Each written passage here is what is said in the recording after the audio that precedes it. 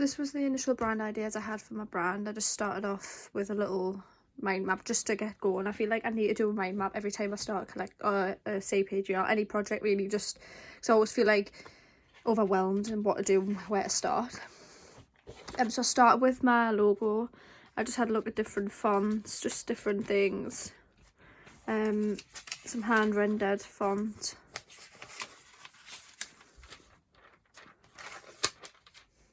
And then I played with type as well, because I use my surname as well, because I do think it makes a nice brand name, and I just like my surname, so, and I just think the brand's all about your identity and the journey in life, so I think it reflects the brand as well. So I played with different types. I feel like all these different types give a different like vibe, different story, different feel about it. So and this is the logo I ended up going with. It's still a work in progress though, I do change it a little bit. And this is the initial brand philosophy for Lansbury. It was just initial ideas. Yeah, and they've grown since then, like further on. And this is just a photocopy and acetate of in my like notebook, just other little notes that I had made about the philosophy. And this is the Lansbury customer. She's 25, she's a female. Her favourite colour is green, and she drives a BMW 4 Series in San Remo green. She travels for work a lot. She's a university graduate. She works in the design industry. She's constantly on the go. And then this is the day in the life of her. She was called Penelope, but I didn't like the name, so I changed her to Alex. She just didn't suit her name. That's the drawing of Alex, and then that's my customer board, which is a work in progress again. I keep going in, just changing little bits. And then that's the pen portrait for Alex, just a written description. That'll go in my portfolio too. This is the brand board, the initial one. Again, just a work in progress. It changes every time I look at it. And these are the colours that'll go through every collection. And the concept for this like collection is the Barbican Estate. And these are my competitors, so it's Lansbury's competitors. And this is my market like placement, from what it's called.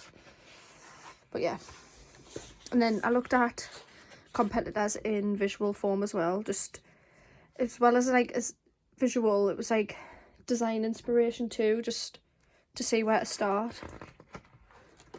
And this is where I continued. And then I had a look around Newcastle. Obviously that's the furthest I've been able to get really to do a shop report. So I had a look in Phoenix. This was the Max Mara section. It's like the weekend Max Mara, and I think they do other Max Mara bits in there as well, like the other collections. And then I had a look in H&M. H&M's not really a competitor, that's just like a high street alternative, cheaper version, fast fashion I guess. And then I had a look in Flannels as well. Flannels isn't really somewhere, I'm not sure if it's somewhere I see the brand, although I did see that they do Celine and Low and YSL clothing in there, so I mean, it is something, but it's sort of, my opinion on Flannels isn't very high, so I'm not sure if the brand would be in there, but I thought it was worth looking at anyway. And I had a look in Phoenix at COS as well. I do really like COS. I think it's really nice. I think it's just timeless niceness.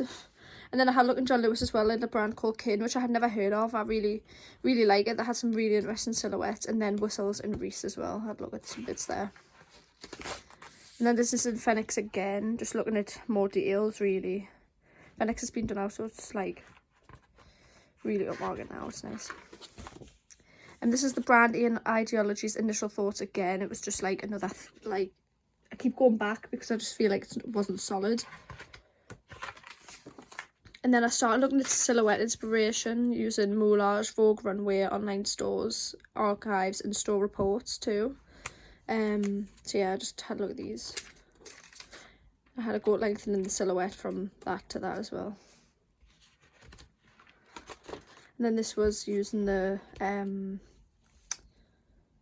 toiles out of the cupboards, just picking toiles that I liked. I used menswear ones as well. And these were just some little illustrations of just a nice little Rick Owens puffer jacket, which I'm going to try and include a puffer jacket and don't know how to say that, totem maybe. A nice little padded quilted jacket. Again, I'm going to try and include one of them because I really like them. And then this is just some collage of some nice bits. Just used a bag as a silhouette. Quite like that stuff.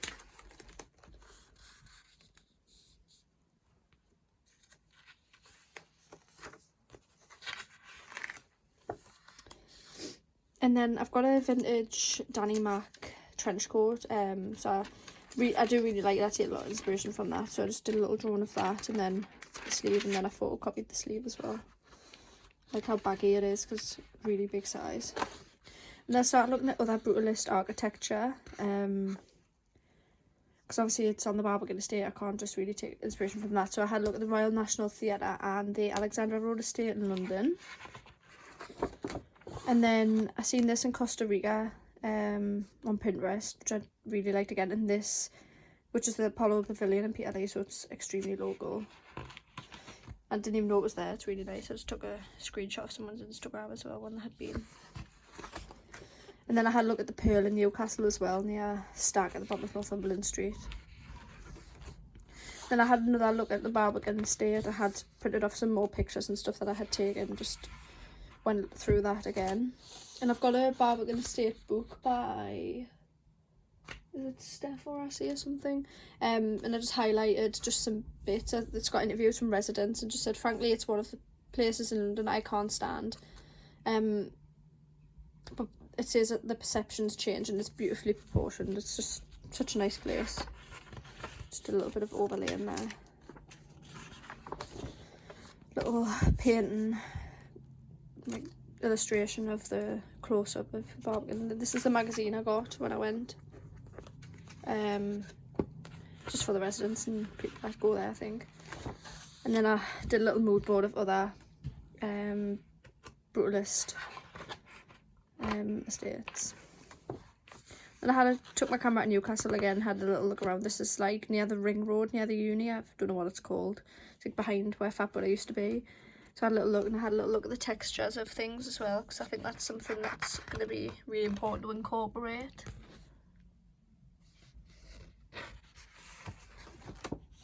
And that's more there. That's the multi-storey car park there and there.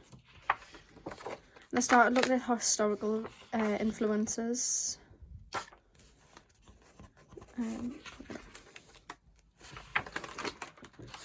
And then I had a look at old Stone Island garments, because there's something I really like about Stone Island, and women wearing menswear as well, just like utilitarian really. And that's just a vintage, it's by the brand Comfy, goose down jacket from 1970s, which I really liked.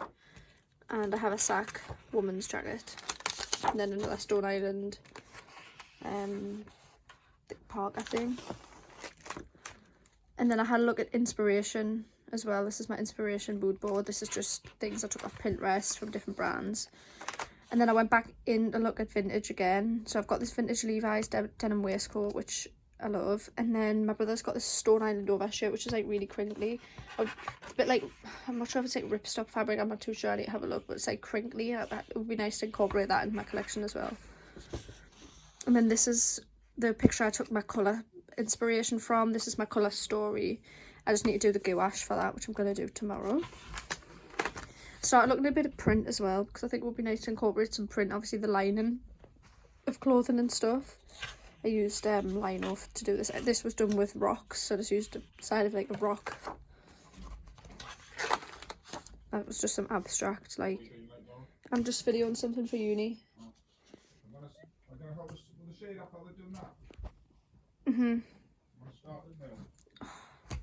Sorry about that. This is just some abstract stuff. And that's more lino print. This is just like a map of the Barbican. Also, if you can hear stuff, we've got a joiner in the house, just literally like drilling everything. I looked at more abstract painting as well. I really enjoy doing mark making, something I enjoy doing just in my free time, so I look at that. More like collage painting as well. And this was for the promotional mini brief that was set last week. So this is just a film image I took last year, and I just overlaid some thingy, and then I did one where it was just the colours. The colours haven't shown up very well because my printer's not too good. But yeah, I really like this one actually. And then this one I did hand rendered as well. It just underneath Lansbury it says drop one in the Barbican. And this is another one I did as well, which was a collage. And that was another one I did too.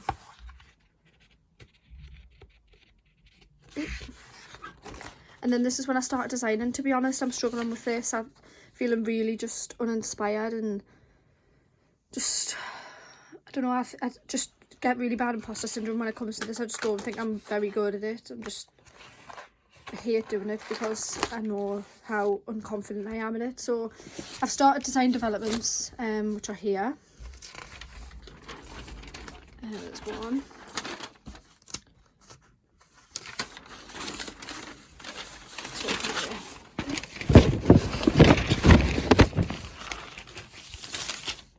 And then I've done quite a few to be fair, but like I say, I'm struggling with it. So I understand why it needs to be done, but I think just because I know how tedious it is and you've just got to sit and do it, it's just, yeah, just one of them things, isn't it? I do think I've made good progress with it though. Like I've just tried to do like an hour a day for now.